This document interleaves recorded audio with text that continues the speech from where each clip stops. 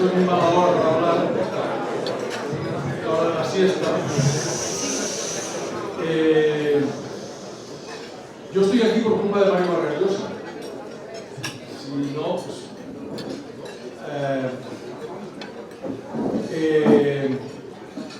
yo a Mario Vargas Llosa le veo muchas más cosas de las que ustedes se pueden imaginar y de las que él sabe también.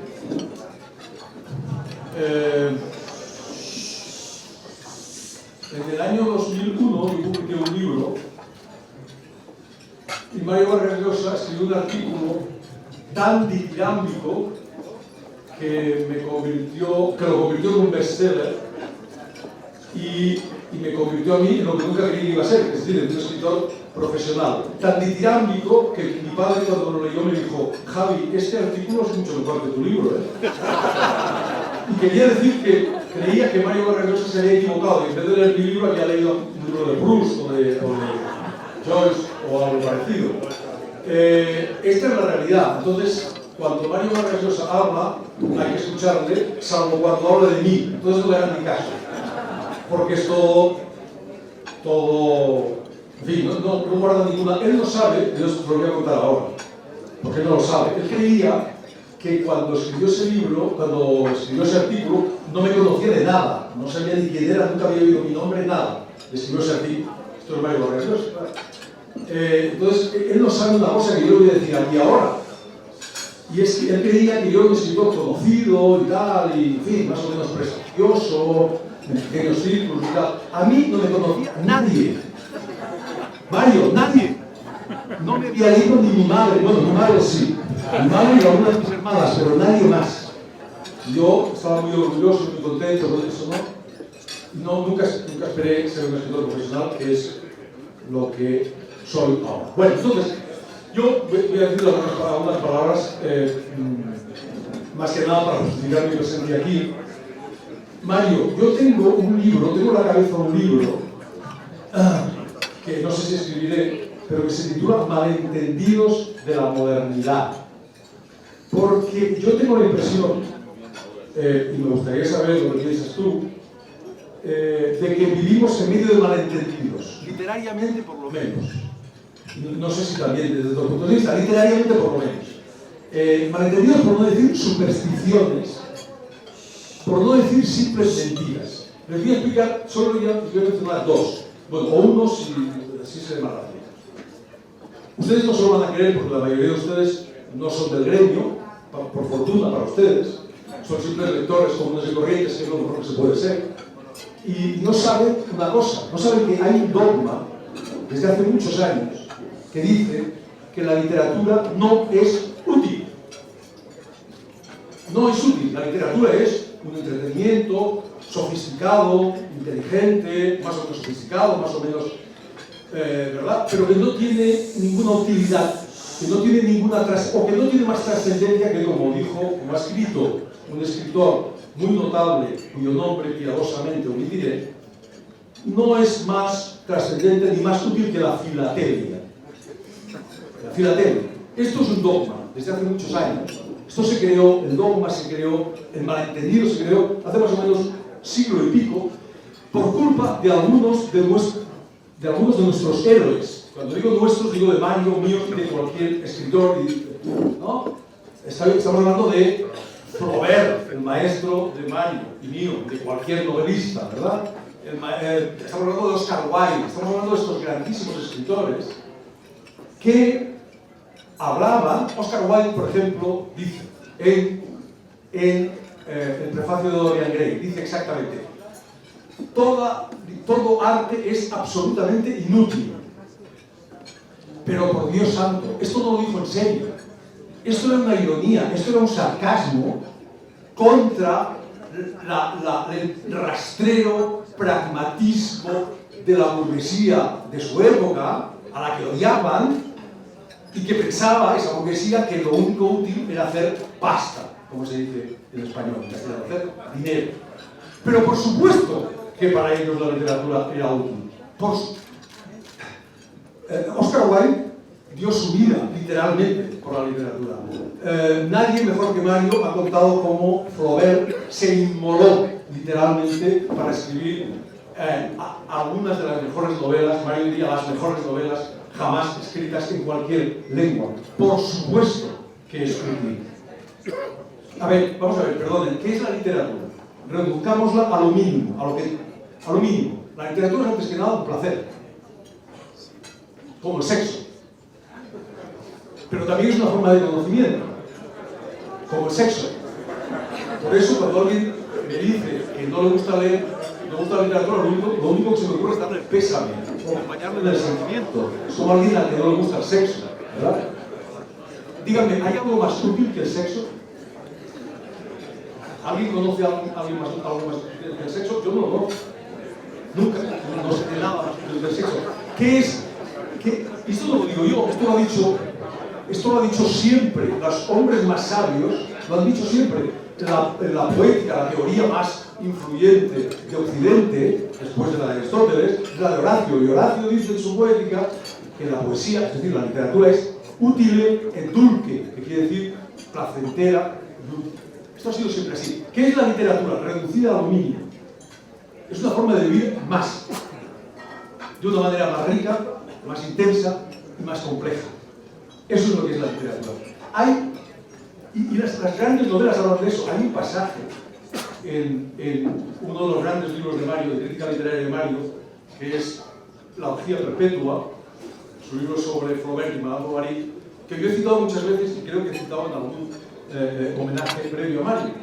Es una cosa que dice Mario en una nota a pie de página, así como de pasada. Yo creo que ni el propio Mario le da la importancia que tiene, porque la tiene. Mario dice: lo que une a Don Quijote y a Madame Bovary, que como ustedes saben no es que sean primos, es que son hermanos de sangre, lo que une a Don Quijote y Madame Bovary, la gente dice que es el hecho de que ambos confunden la realidad con la ficción, o sea, los molinos de viento con gigantes. Eso es lo que piensa la gente. Y Mario dice: es falso, es completamente falso. Lo que une a Don Quijote y a Madame Bovary es que ambos quieren llevar a la realidad sus sueños. Es que ambos quieren vivir de verdad lo que han soñado. Es que ambos quieren realizar, esa es la palabra que usa Mario, realizar sus sueños. Eso es exactamente así.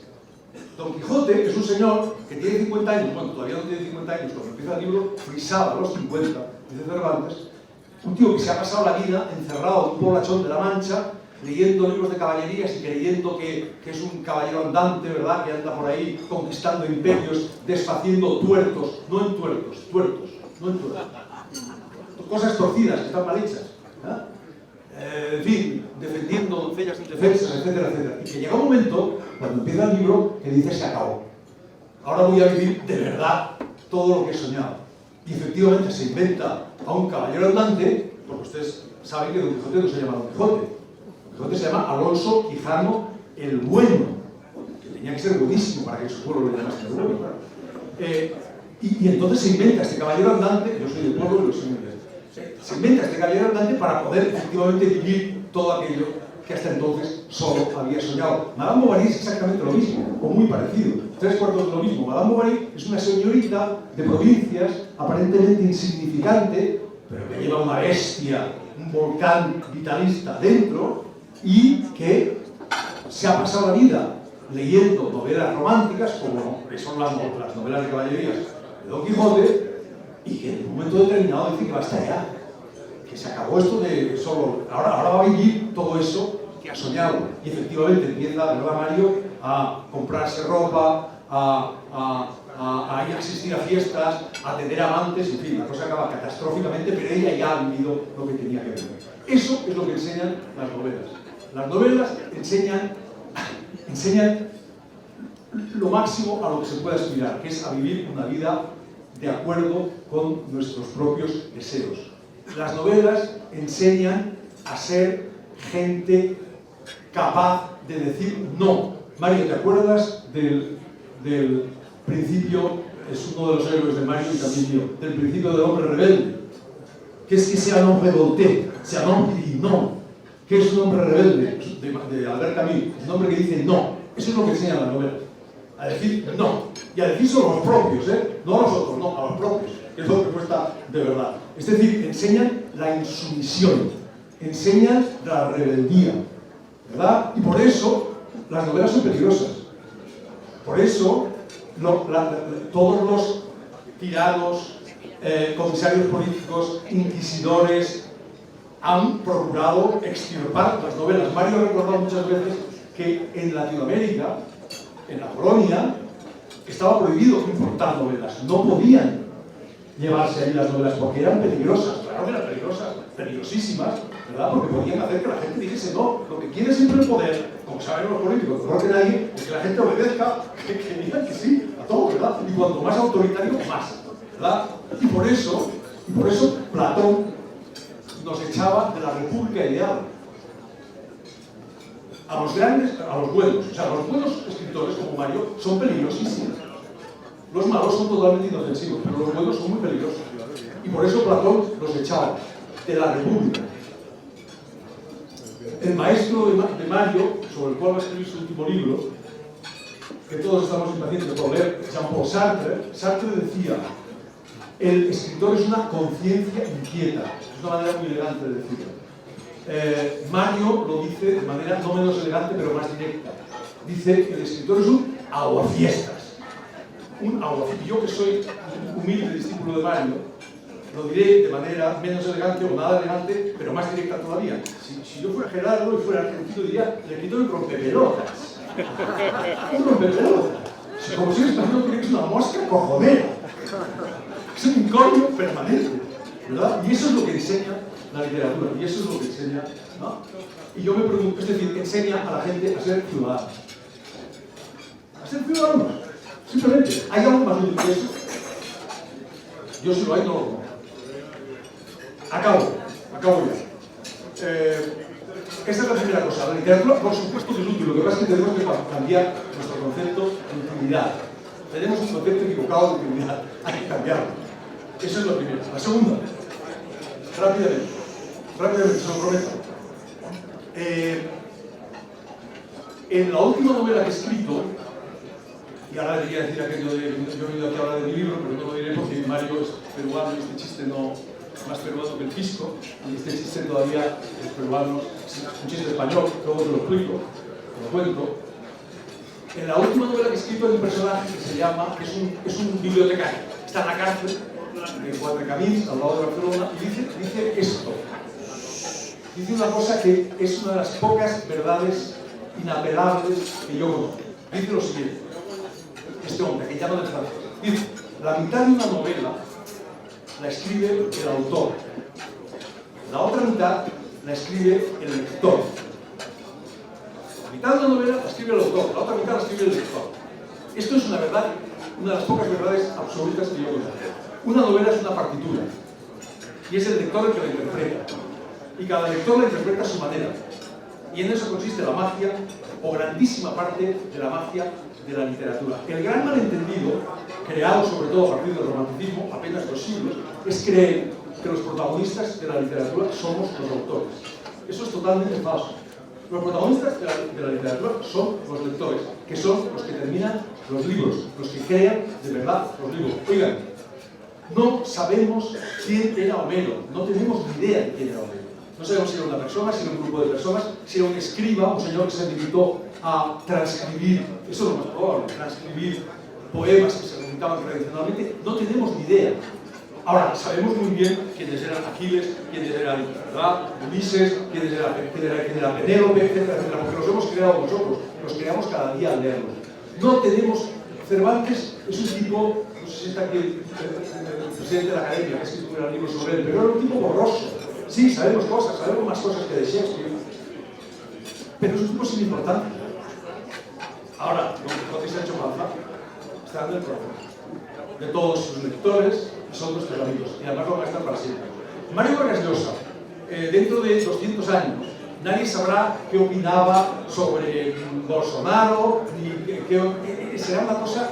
Ahora, los personajes de sus novelas nos acompañarán siempre, porque serán los lectores entonces quienes les darán vida. En definitiva, un libro sin lectores es letra muerta. Es cuando el lector abre sus páginas y empieza a leer, cuando esa letra muerta cobra vida, y además es una vida nueva y distinta en cada caso. No estoy diciendo, si hay un profesor aquí, ya, si algún profesor estará escandalizado al punto de tirar un tomate, que no hay, no estoy diciendo que todas las interpretaciones de un libro sean iguales. Hay buenas, hay malas, hay medio pensionistas. Hay un escritor, un gran escritor alemán, Georg Lichtenberg, que dice una cosa genial. Esto es genial. Del siglo XVIII. Dice, un libro es como un espejo.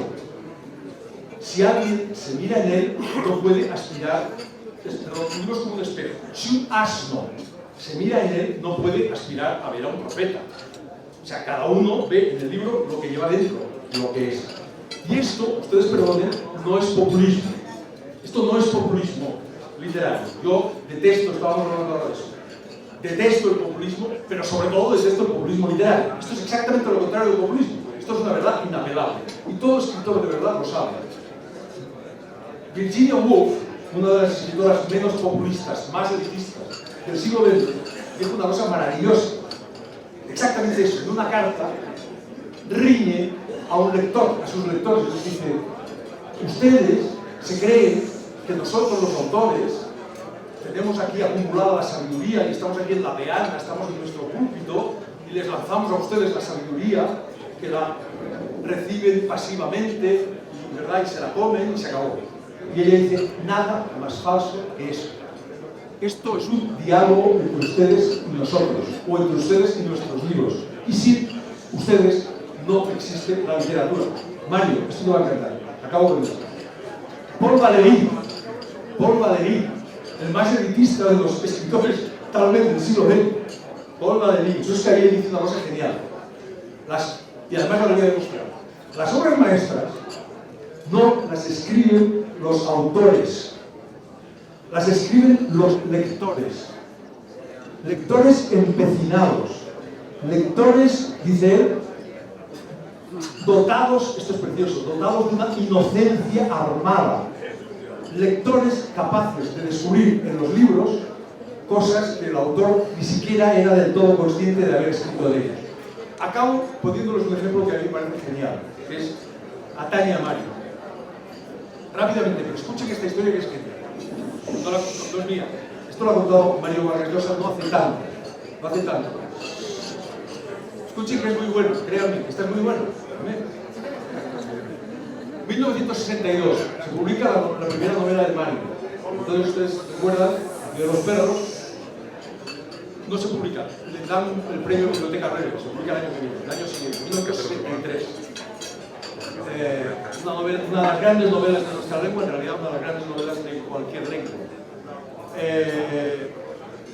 La novela, todos ustedes recuerdan que gira en torno al asesinato de un cadete en la Escuela Militar de Leoncio Prado, de Lima. La Escuela Militar de Leoncio Prado, donde Mario, iba a decir, estudió durante 2 años, pero no es verdad, su padre lo mandó a estudiar, lo mandó a hacerse un hombre.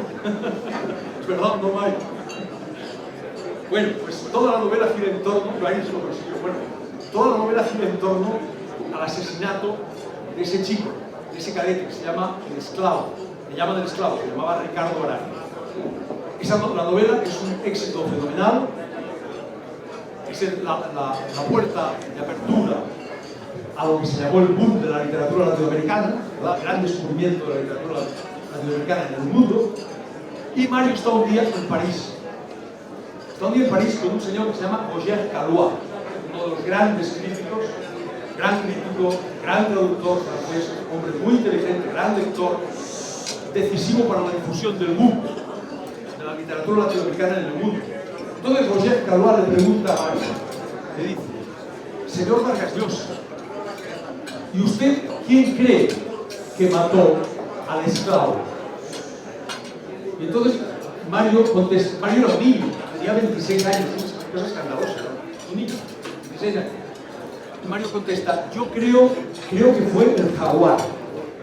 Entonces Roger Caillois le grita: ¡no! ¡Usted no sabe quién mató al esclavo!